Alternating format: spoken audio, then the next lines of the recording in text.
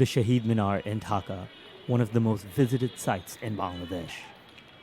The memorial honors students killed by Pakistani forces during a protest against Urdu being declared the national language of East Pakistan, as Bangladesh was known before independence.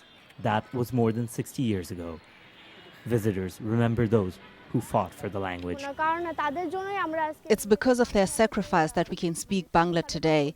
If it wasn't for them, our mother language may have been lost forever.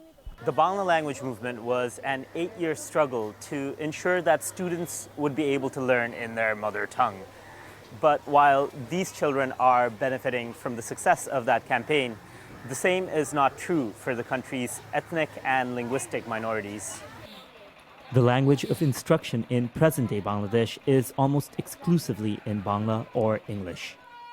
That means speakers of the 38 minority languages in the country are at a disadvantage, often falling behind in school, unable to keep up with their Bangla-speaking peers.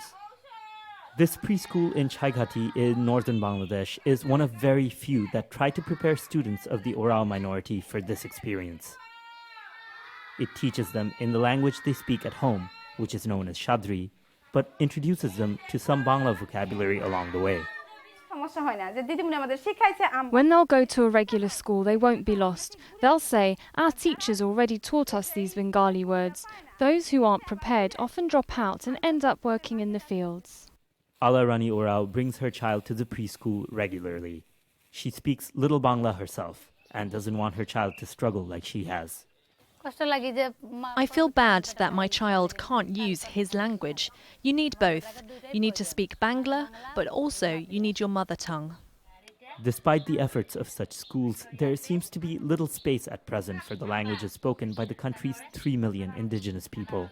With 98% of Bangladeshis speaking Bangla as their first language, Alarani Orao might have good reason to say she worries whether she'll be able to communicate with her future grandchildren. Mahar Sattar, Al Jazeera, Chooy-Gotee, Bangladesh.